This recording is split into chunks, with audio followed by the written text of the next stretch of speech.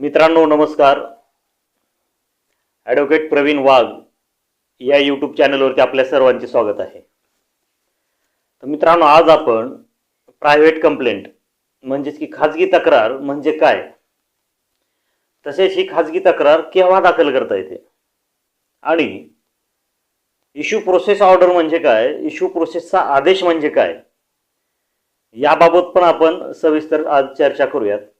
विशेष करून कायद्याच्या विद्यार्थ्यांसाठी हा टॉपिक आहे की बऱ्याच कायद्याच्या विद्यार्थ्यांना आणि बऱ्याचशा ज्युनियर वकिलांना इश्यू प्रोसेस आदेश म्हणजेच जुनी CRPC मधील 156(3) ऑर्डर असा गैरसमज आहे. तसेच इश्यू प्रोसेस केला म्हणजे FIR चे डायरेक्शन दिले असा पण गैरसमज आहे. तर मित्रांनो, इश्यू प्रोसेस ऑर्डर ही वेगळी असते आणि FIR नोंद करण्याचे आदेश हे वेगळे असतात. यामध्ये बराचसा फरक आहे. यामध्ये काय फरक आहे, इश्यू प्रोसेस ऑर्डर हे कुठल्या कलमाप्रमाणे व त्या इश्यू प्रोसेस ऑर्डरच्या मागचा उद्देश काय असतो तो, आणि त्याचसोबत FIR चे डायरेक्शन्स कोर्ट केव्हा देतं आणि FIR नोंद करण्याचे तसे तपास करण्याचे अधिकार हे कोणाकोणाला आहेत, याबाबत आज आपण सविस्तर पाहूयात. तर मित्रांनो, जुनी CRPC म्हणजेच फौजदारी प्रक्रिया संहिता यामधील कलम 156(3) आणि नवीन फौजदारी कायदा BNSS म्हणजेच की भारतीय नागरिक सुरक्षा संहिता यामधील कलम 175(3).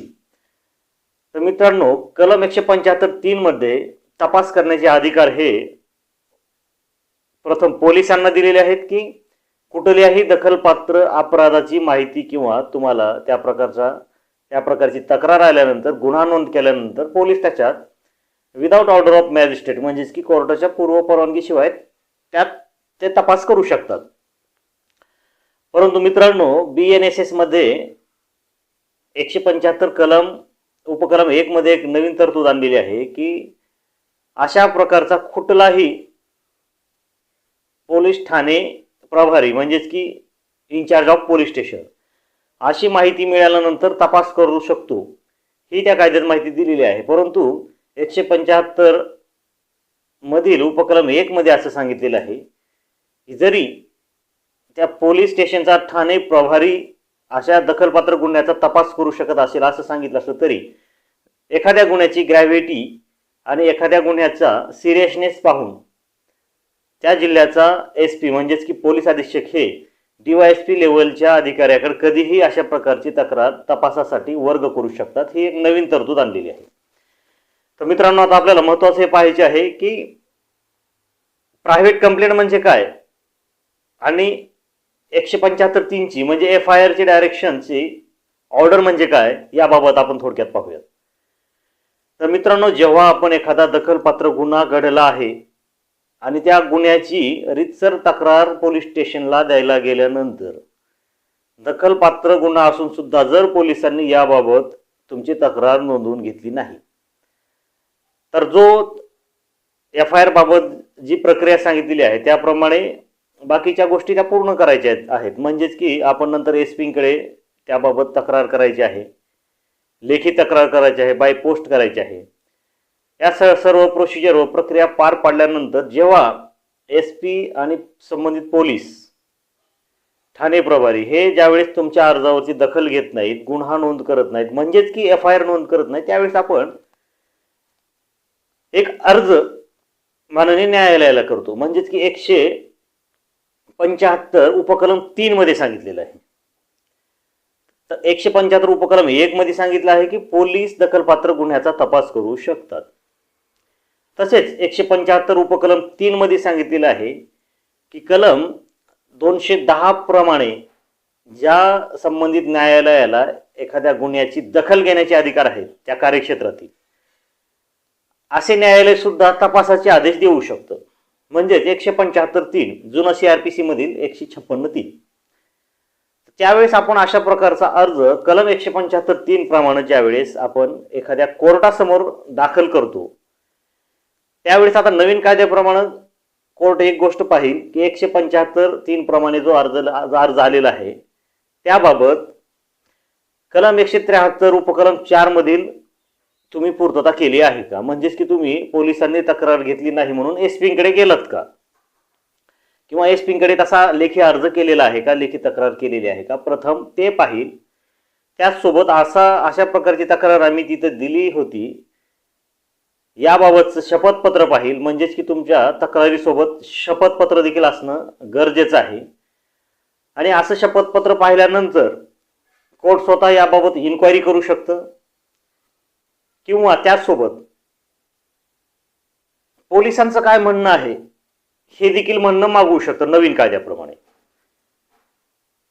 आणि त्यानंतर court order such and investigation म्हणजेच की तपासाची आदेश कोर्ट देऊ शकतं. तपासाचे आदेश देऊ शकतं म्हणजे त्यावेळेस FIRचे डायरेक्शन कोर्ट देतं. तर मित्रांनो, पूर्वीच्या कायद्यामध्ये 156(3) मध्ये फक्त तुम्ही अर्ज केला आणि 154(1) तरतुदीची जर प्रोव्हिजनची जर तुम्ही कंप्लायन्स केलेला असेल तर कोर्ट डायरेक्ट FIRचे डायरेक्शन देत होतं.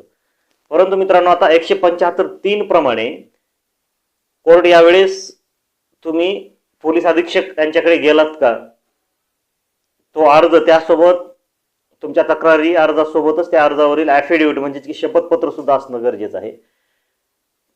तरी पण कोर्ट याबाबत इन्क्वायरी देखील करू शकतं आणि इन्क्वायरी केल्यानंतर पोलिसांचा रिपोर्ट सुद्धा मागवू शकतं की याबाबत पोलिसांचं काय म्हणणं आहे किंवा ॲक्च्युली काय घडलेलं आहे. आणि हे आल्यानंतर कोर्ट 175(3) प्रमाणे FIRचे डायरेक्शन देऊ शकतं. परंतु मित्रांनो, कलम 175(3) मध्ये मे शब्द वापरलेला आहे, म्हणजेच की कोर्टाने याबाबतची इन्क्वायरी करावी किंवा पोलिसांचं रिपोर्ट किंवा म्हणणं ऐकावंच असं काहीही नाही. कोर्ट त्या प्रकरणाची परिस्थिती व गांभीर्य पाहून एखाद्या कोर्टामध्ये डायरेक्ट FIR नोंद करण्याचे सुद्धा आदेश करू शकतं. मे शब्द वापरल्यामुळे कोर्टाकडे त्या सर्व डिस्क्रेशनरी पॉवर आहेत. शाल शब्द असतो तर कोर्टाला तो रिपोर्ट आणि इन्क्वायरी करणं हे बंधनकारकच असतं. परंतु मित्रांनो, मे शब्द वापरल्यामुळं कोर्ट हे अशा प्रकारची इन्क्वायरी व अशा प्रकारचा अहवाल पोलिसांकडून मागवू शकतं आणि नंतर FIRचे डायरेक्शन देऊ शकतं. म्हणजे मित्रांनो काय की 175(3) प्रमाणे BNSSच्या ज्यावेळेस तुम्ही कोर्टाकडे FIR नोंद करा म्हणून अर्ज कराल, त्यावेळेस जर कोर्ट प्रायमा फेसी म्हणजे प्रथम दर्शनी जर कोर्टाला दखलपात्र गुन्हे दिसत असतील आणि कोर्ट जर FIRचे डायरेक्शन देत असेल तर मित्रांनो, तुमचा जो काही किरकोळ अर्ज आहे प्रायव्हेट कंप्लेंट दाखल करण्यासाठी केलेला, तो किरकोळ अर्ज जर कोर्टानं त्या अर्जामध्ये जर FIR नोंद करण्याचे डायरेक्शन्स दिले, दिशा निर्देश दिले, तर त्यावेळेस तो सदरचा अर्ज तुम्ही दाखल केला हा तिथंच संपला जातो, तिथंच संपुष्टात येतो आणि कोर्ट FIR नोंद करण्याचे डायरेक्शन देऊन ती फाईल क्लोज करतं. तसेच मित्रांनो, अशा प्रकारचाच गुन्हा जर एखाद्या पब्लिक सर्वंट म्हणजेच की लोकसेवकाविरुद्ध FIR नोंद करावा म्हणून जर एखादा फिर्यादी कोर्टाकडे गेला, 175(3) प्रमाणे कोर्टाकडे गेला, तर अशा वेळेस सुद्धा मित्रांनो कोर्ट याच्यामध्ये सुद्धा ऑर्डर टू इन्व्हेस्टिगेशन म्हणजेच की FIRचे डायरेक्शन कोर्ट पोलिसांना देऊ शकतं. परंतु सब्जेक्ट टू SP जे आहेत पोलीस अधीक्षक या इन्सिडेंट बाबतचा SP कडून ते रिपोर्ट मागवतील आणि आफ्टर द कन्सिडरेशन म्हणजेच की त्याबाबतचं जर समाधानकारक जर ठाम मत झालं, तसेच अलिज्ड इन्सिडेंट बाबत जर अहवाल प्रॉपर आला तर कोर्ट त्यासोबतच FIRचे डायरेक्शन सुद्धा देऊ शकतो. म्हणजेच की वरिष्ठांचा म्हणजे वरिष्ठ पोलिसांचा रिपोर्ट हा थोडक्यात कोर्टाने पाहावा, पाहिल्यानंतरच ऑर्डर करावी, अशी थोडक्यात नवीन कायद्यामध्ये तरतूद आणलेली आहे. तर मित्रांनो, आपण पाहिला 175(3) यामध्ये सामान्य नागरिक एखाद्या व्यक्तीविरुद्ध सुद्धा FIR दाखल करा म्हणून 175(3) प्रमाणे कोर्टात क्रिमिनल अर्ज दाखल करू शकतो.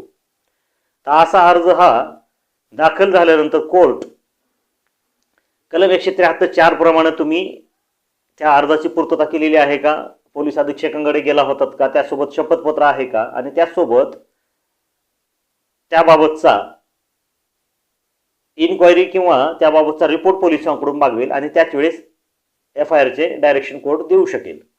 परंतु हे मॅन्डेटरी नसल्यामुळे कोर्ट स्वतःचं डिस्क्रिशनरी पॉवर वापरून पोलिसांचा रिपोर्ट मागवायचा किंवा नाही हे कोर्टावरती अवलंबून आहे. कोर्ट काही गुन्ह्यामध्ये डायरेक्ट FIR चे डायरेक्शन सुद्धा देऊ शकतं. त्याचसोबत मित्रांनो, एखाद्या पब्लिक सर्वंटच्या अगेन्स्ट जर एखादी FIR नोंद करा म्हणून जर कंप्लेंट कोर्टात आली 175(3) प्रमाणे, तर मित्रांनो अशा वेळेस कोर्ट SP चा अहवाल मागवेल. त्याचसोबत पब्लिक सर्वंटच्या बाबतीत जे काही इन्सिडेंट्स घडलेला आहे त्याबाबतचा अलिज्ड रिपोर्ट हा मागवेल आणि त्यानंतर कोर्ट त्याचसोबत इन्व्हेस्टिगेशन म्हणजेच की FIR चे डायरेक्शन सुद्धा देऊ शकतो. तर मित्रांनो, थोडक्यात आपण पाहिलं की 175(3) प्रमाणे आपण कोर्टात FIR दाखल करा म्हणून अर्ज दाखल करू शकतो. ज्यावेळेस कोर्ट FIR चे डायरेक्शन देईल त्यावेळेसच तो क्रिमिनल अर्ज, तुमचा जो क्रिमिनल MA दाखल केलेला आहे तो संपुष्टात येतो. तिथंच ती फाईल क्लोज केली जाते आणि त्यानंतर सदरच्या आदेशाप्रमाणे पोलीस तपास करतात आणि त्यानंतर दोषारोपपत्र पोलीस हे कोर्टामध्ये दाखल करतात. परंतु मित्रांनो, ज्यावेळेस कोर्टाला वाटतं की या गुन्ह्यामध्ये पोलिसांची इन्व्हेस्टिगेशन आवश्यक नाही किंवा या गुन्ह्यामध्ये फारसे तथ्य आढळून आलेली नाही किंवा या गुन्ह्यामध्ये पोलीस मशिनरीची काहीही आवश्यकता नाही, असं आढळून आल्यानंतर आणि जर फिर्यादीनं कोर्टाला रिक्वेस्ट केली तर कोर्ट सदरची कंप्लेंट ही प्रायव्हेट कंप्लेंट ट्रीट करू शकतं. म्हणजे की खाजगी तक्रार म्हणून गृहीत धरून कलम 223 प्रमाणे कंप्लेंट टू मॅजिस्ट्रेट म्हणजेच की एखाद्या दंडाधिकाऱ्यासमोर आपण केलेली तक्रार, कंप्लेंट टू मॅजिस्ट्रेट समजून कोर्ट ती कंप्लेंट आहे असं प्रिझ्युम करून कोर्ट पुढे प्रोसीड होतं. त्यामध्ये जुन्या CRPC प्रमाणे 202चा रिपोर्ट अहवाल मागवला जाऊ शकतो आणि त्याप्रमाणे जर कॉग्निझन्स कोर्टाला घ्यावं वाटलं तर कोर्ट त्यामध्ये कॉग्निझन्स घेऊन इश्यू प्रोसेसची ऑर्डर करतो. तर मित्रांनो, इश्यू प्रोसेसची ऑर्डर म्हणजे काय हे आपल्याला पाहायचं आहे. तर मित्रांनो, ज्यावेळेस कोर्ट FIR चे डायरेक्शन देतं किंवा पोलिसांनी तपास केल्यानंतर ज्यावेळेस चार्जशीट ही कोर्टामध्ये येते तर त्यावेळेस कोर्टाला त्या सदर चार्जशीटवरती दखल घेण्याचे अधिकार असतात, जे की 190 CRPC मध्ये आणि नवीन BNSS प्रमाणे 210 BNSS मध्ये याबाबतची तरतूद सांगितलेली आहे. तर मित्रांनो, यामध्ये कोर्ट ज्यावेळेस दखल घेतं म्हणजे की पुरेसा पुरावा आहे त्या दोषारोपपत्रामध्ये आरोपी विरुद्ध प्रोसीड होण्यासाठी, म्हणजे की पुढे जाण्यासाठी, तर पुरेसा पुरावा जर आढळून येत असेल कोर्टाला तर कोर्ट त्यावेळेस इश्यू प्रोसेस करतं. इश्यू प्रोसेस करतं म्हणजेच की संज्ञान घेतं, म्हणजेच की दखल घेतं आणि आरोपींना समन्स इश्यू करतं, म्हणजे की आरोपींना नोटीस काढतं, वॉरंट करतं. तर ज्यावेळेस कोर्ट दखल घेतं त्यावेळेस इश्यू प्रोसेस केली जाते. की स्टेट केस संदर्भात झालं, म्हणजे की शासनाच्या केस संदर्भात झालं, म्हणजे की FIR ज्या गुन्ह्यामध्ये नोंद झालेला आहे अशा संदर्भात झालं. तर मित्रांनो, ज्यावेळेस तुमची खाजगी तक्रार 223 BNSS प्रमाणे दाखल असते आणि ज्यावेळेस कोर्टाला FIR डायरेक्शनची गरज त्यामध्ये वाटत नाही किंवा तुम्ही डायरेक्ट तुमची खाजगी तक्रारच 223 प्रमाणे दाखल केलेली आहे, तर अशामध्ये जर कोर्टाला पुरेसा पुरावा आरोपी विरुद्ध आहे असं वाटत असेल तर कोर्ट त्यावेळेस इश्यू प्रोसेस आदेश करतं. इश्यू प्रोसेस आदेश करतं म्हणजे की डायरेक्ट त्याच्यामध्ये समन्स काढलं जातं, दखल घेतली जाते. तर मित्रांनो, 175(3) मध्ये कोर्ट दखल घेत नाही, प्रायमा फेसीस हे सर्व गुन्हे हे दखलपात्र स्वरूपाचे आहेत म्हणून कोर्ट पोलिसांना डायरेक्शन देतं की तुम्ही FIR नोंद करा, तपास करा आणि दोषारोपपत्र दाखल करा. तर प्रायव्हेट कंप्लेंटमध्ये ज्यावेळेस पोलिसांच्या तपासाची आवश्यकता नसते किंवा एखाद्या गुन्ह्यामध्ये सिरियसनेस नसतो त्यामध्ये कोर्ट फिर्यादीला संधी देतं की तुम्ही स्वतः ही कंप्लेंट लीड करा, तुम्ही स्वतः हे पुरावे सादर करा, तुमची आम्ही कंप्लेंट चालवू. त्याप्रमाणे कोर्ट आरोपींना नोटीस काढतं.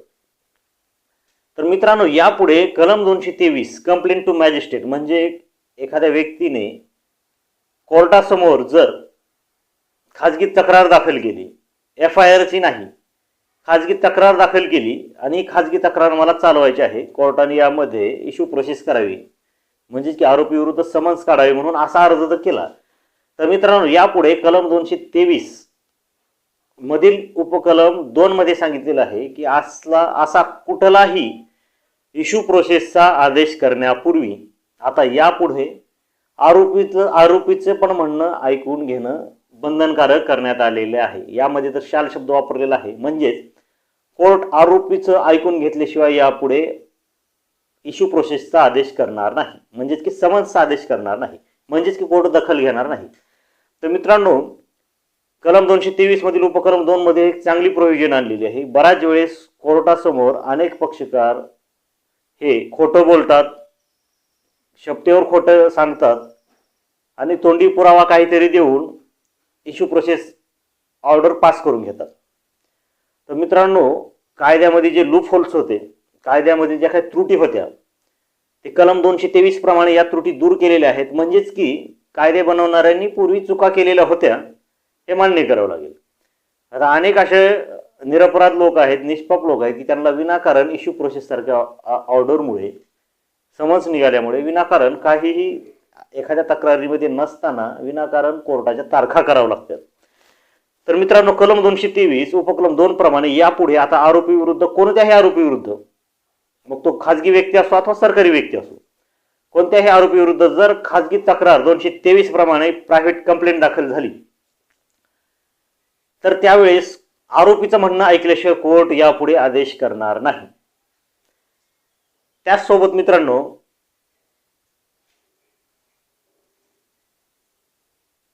प्रोव्हिजन एक आलेला आहे. त्याच्यामध्ये 223 मध्ये उपकलम 2 नाही तर उपकलम 1 मध्येच प्रोव्हिजन आलेला आहे. त्यामध्ये सांगितलेलं आहे की no cognizance of offence shall be taken without giving priority to the accused, opportunity to the being heard accused. 223 मधील उपकलम 1 मधील प्रोव्हिजन मध्ये सांगितलेलं आहे की आरोपीला पुरेशी संधी दिल्याशिवाय कोर्ट अशा गुन्ह्याची दखल घेणार नाही. त्याचसोबत मित्रांनो, प्रायव्हेट व्यक्तीने एखाद्या पब्लिक सर्वंट म्हणजे की एखाद्या लोकसेवकाविरुद्ध, एखाद्या पोलिसाविरुद्ध किंवा एखाद्या कुठल्याही अधिकारी कर्मचारी विरुद्ध जर प्रायव्हेट कंप्लेंट दाखल केली तर अशा वेळेस सुद्धा मित्रांनो, जर त्या व्यक्तीचा जर गुन्हा हा पब्लिक आणि ऑफिशियल ड्युटीज आणि फंक्शन संदर्भात जर असेल, त्याबाबत जर कोणी अशा अधिकाऱ्याविरुद्ध, कर्मचाऱ्याविरुद्ध जर तक्रार केली तर यामध्ये सुद्धा कोर्ट सुपरिटेंडेंट ऑफ पोलीस म्हणजेच की पोलीस अधीक्षक यांचा अहवाल मागवेल. अहवाल मागवल्यानंतर कोर्ट त्याबाबतचे योग्य ते आदेश करण्याचा निर्णय घेऊ शकेल. तर मित्रांनो, यामध्ये एक गोष्ट लक्षात आली आपल्याला की प्रायव्हेट कंप्लेंट जरी कोणी दाखल केली तरी एखाद्या प्रायव्हेट व्यक्तीला, आरोपीला त्याचं म्हणणं ऐकल्याशिवाय कोर्ट यापुढे आदेश करणार नाही. म्हणजेच की इश्यू प्रोसेस करणार नाही, म्हणजेच की त्याच्या विरुद्ध समन्स काढणार नाही. तसेच सरकारी नोकरदार जरी असला तर त्याचं सुद्धा ऐकून घेणार, त्याचसोबत त्यांच्या सुपिरियर ऑफिसरचा सुद्धा अहवाल मागून घेणार आणि तो सुद्धा अहवाल कन्सिडर करणार. त्यानंतरच कोर्ट एखाद्या गोष्टीबाबत पुढे प्रोसीड होऊ शकतं, पुढे आदेश करू शकतं. परंतु मित्रांनो, 175(3) प्रमाणे जर FIR दाखल करण्यासाठी FIR नोंद करावा म्हणून असा जर अर्ज केलेला असेल तर अशा वेळेस आरोपीचं ऐकून घेतलं जाणार नाही. आता 175(3) मध्ये अशी कुठेच वर्डिंग नाही. जास्तीत जास्त 175(3) मध्ये तुम्ही 173(4) चा कंप्लायन्स केलाय का, म्हणजेच SP कडे गेलात का, ॲफिडेव्हिट आहे का, आणि त्यासोबत पोलीस अहवाल, पोलीस रिपोर्ट मागवणार. परंतु त्या आरोपीचं ऐकून घेतलं जाणार नाही. परंतु 223 प्रमाणे प्रायव्हेट कंप्लेंटमध्ये ज्यावेळेस कोर्ट इश्यू प्रोसेसला जाईल, म्हणजेच की एखाद्या तक्रारदाराला ज्यावेळेस शपथेवर, ओथवरती प्रत्यक्ष कोर्ट तपासेल, त्यावेळेस कोर्टाला एखादा आदेश करायचा असेल तर त्या प्रायव्हेट कंप्लेंटमध्ये कोर्ट आरोपीचं ऐकल्याशिवाय आदेश करणार नाही. म्हणजेच मित्रांनो, दोन गोष्टी आहेत. इश्यू प्रोसेस ऑर्डर म्हणजेच की कोर्ट दोषारोपपत्र आल्यानंतर त्यावर दखल घेतं. त्याचसोबत एखाद्या प्रायव्हेट कंप्लेंटमध्ये जर पुरेसा पुरावा आहे वाटत असेल, तोंडी असो, लेखी असो अथवा डॉक्युमेंटरी असो, आणि ज्यावेळेस FIR ची डायरेक्शनची आवश्यकता नाही असं वाटत असेल त्यावेळेस सुद्धा कोर्ट दखल घेऊ शकतं आणि प्रायव्हेट कंप्लेंट ट्रीट करू शकतं. तर मित्रांनो, इश्यू प्रोसेस म्हणजेच की दखल घेणे, त्यामध्ये कोर्ट समन्स इश्यू करतं. आणि 175(3) म्हणजेच की जुनं 156(3) यामध्ये कोर्ट दखल घेत नाही. तर प्रायव्हेट ऑफिस कोर्ट ही कॉग्निजेबल ऑफेन्स संदर्भात आहे म्हणून ती केस ही पोलीस तपासासाठी पोलिसांकडे वर्ग करतं 156(3) चे आदेश देऊन, म्हणजे की 175(3) चे आदेश देऊन. तर मित्रांनो, इश्यू प्रोसेस आदेश आणि 156(3) म्हणजेच 175(3) BNSS चे आदेश, यामधील फरक आपल्याला समजलाच असेल. तर मित्रांनो, प्रायव्हेट कंप्लेंटमध्ये ज्यावेळेस कोर्टाला वाटत असेल की FIR ची गरज नाही, FIR नोंद करण्याची गरज नाही, तर त्यावेळेस court postponement of issue process म्हणजे की 202 आणि नवीन कलम प्रमाणे 225 प्रमाणे पोलिसांकडून इन्क्वायरी रिपोर्ट मागू शकतो. ज्यावेळेस कोर्ट इन्क्वायरी रिपोर्टवर जातं त्यावेळेस FIR डायरेक्शन करण्याचे अधिकार हे कोर्टाचे संपतात. कोर्ट पुन्हा परत त्या वापस पहिल्या स्टेजवर जाऊ शकत नाही. तर त्याचप्रमाणे मित्रांनो, 202चा अहवाल म्हणजेच की 225 प्रमाणे पोलीस इन्क्वायरी रिपोर्ट मागवला आणि 223 प्रमाणे फिर्यादीला तपासलं, विटनेस तपासले, आणि जर कोर्टाला वाटलं की यामध्ये काहीही तथ्य नाही किंवा प्रोसीड होण्या इतपत पुरावा नाही, तर त्यावेळेस मित्रांनो 226 BNSS प्रमाणे कोर्ट सदरची प्रायव्हेट कंप्लेंट म्हणजेच की खाजगी तक्रार ही डिसमिस करू शकतो, रद्द करू शकतो. आणि जर पुरेसा पुरावा असेल तर 227 BNSS प्रमाणे कोर्ट पुढे प्रोसीड होतं, म्हणजेच की इश्यू प्रोसेस करतं. तर मित्रांनो, इश्यू प्रोसेस मीन्स कॉग्निझन्स, म्हणजेच की कोर्ट दखल घेतं चार्जशीटवरती आणि तुमच्या प्रायव्हेट कंप्लेंटवरती. चार्जशीटवरती दखल घेऊन समन्स काढतं आणि प्रायव्हेट कंप्लेंटवरती दखल घेऊन समन्स काढतं, परंतु त्यामध्ये FIR झालेले नसतात. तसेच मित्रांनो, 156(3) BNSS प्रमाणे कोर्ट डायरेक्ट FIR चे आदेश देऊ शकतो. यामध्ये कोर्ट दखल घेत नाही. प्रायमा फेसी प्रथम स्टेज आहे ही. सुरुवातीलाच कोर्ट दखल घेतं कशाबाबत, तर FIR दाखल करण्याबाबत, आणि पोलिसांना FIR नोंद करण्याचे आदेश देऊन सदरची फाईल ही त्या क्षणी क्लोज केली जाते. परंतु प्रायव्हेट कंप्लेंटमध्ये ज्यावेळेस कोर्ट पोलीस रिपोर्ट मागवतं, दखल घेण्या इतपत जर पुरावा असेल तर कोर्ट इश्यू प्रोसेस करतं आणि ती फाईल पुढेच कंटिन्यू चालू असते. तर 175(3) मधील FIR ची डायरेक्शन दिलेली फाईल ही त्या क्षणी क्लोज केली जाते. तर दोन्हीमध्ये बराचसा फरक आहे. ज्या गुन्ह्यामध्ये पोलिसांचा तपास आवश्यक आहे, म्हणजेच की घटनास्थळ पंचनामा आवश्यक आहे, एखादी वस्तू रिकव्हर करायची आहे, एखादा गुन्ह्यात वापरलेलं शस्त्र ताब्यात घ्यायचं आहे, तसेच काही ठिकाणी पोलिसच जाऊ शकतात, अशा ठिकाणी तपास करणं गरजेचं आहे, आणि सिरियसनेस आहे, काही गंभीर गुन्हा आहे, तर अशा बाबतीत कोर्ट FIR नोंद करण्याचे डायरेक्शन्स देतं. ज्यावेळेस FIR ची गरज नाही असं कोर्टाला वाटत असेल की ज्यावेळेस पोलिसांचा तपास आवश्यक नाही अशा किरकोळ गुन्ह्यामध्ये, तर कोर्ट त्यावेळेस फिर्यादीला एक संधी देते की प्रोसीड करा, तुम्ही तुमची प्रायव्हेट कंप्लेंट तुम्ही स्वतः चालवा, प्रायव्हेट वकील लावा आणि ती स्वतः कंप्लेंट चालवा. तर त्यावेळेस इश्यू प्रोसेस केलं जातं. तर मित्रांनो, प्रायव्हेट कंप्लेंट ही 223 प्रमाणे दाखल केली जाते आणि FIR ची डायरेक्शन मागण्यासाठी आपण 175(3) प्रमाणे हा अर्ज दाखल करू शकतो आणि केला जातो. तर मित्रांनो, थोडक्यात 175(3) प्रमाणे FIR डायरेक्शन दिले जातात, त्यामध्ये इश्यू प्रोसेस नसते. आणि 223 मधील प्रायव्हेट कंप्लेंटमध्ये 227 प्रमाणे ज्यावेळेस कोर्ट इश्यू प्रोसेस करतं त्यावेळेस कोर्ट दखल घेतं, आरोपींना समन्स इश्यू करतं, परंतु त्या प्रायव्हेट कंप्लेंटमध्ये FIR चे डायरेक्शन दिलेले नसतात. तर थोडं समजायला थोडं हे जम्बलिंग आहे, कारण चार्जशीटवरती सुद्धा कोर्ट इश्यू प्रोसेस करतं की सफिशियंट पुरावा आहे म्हणून आरोपींविरुद्ध समन्स इश्यू करा. त्याचसोबत प्रायव्हेट कंप्लेंटमध्ये पुरेसा तोंडी पुरावा आलेला आहे एवढंच पाहून कोर्ट दखल घेण्या इतपत मटेरियल समोर उपलब्ध आहे असं समजून इश्यू प्रोसेस करतं. आणि 175(3) प्रमाणे FIR ची डायरेक्शन ही वेगळी तरतूद आहे. तर मित्रांनो, आजचा टॉपिक हा खास इश्यू प्रोसेस आणि 175(3) प्रमाणेची FIR डायरेक्शन्स म्हणजे काय याबाबत आपण थोडक्यात पाहिलं. जर ही माहिती आवडली असेल तर ॲडव्होकेट प्रवीण वाघ हे यूट्यूब चॅनेल आपण सबस्क्राईब करावे, लाईक करावे आणि शेअर करावे. धन्यवाद.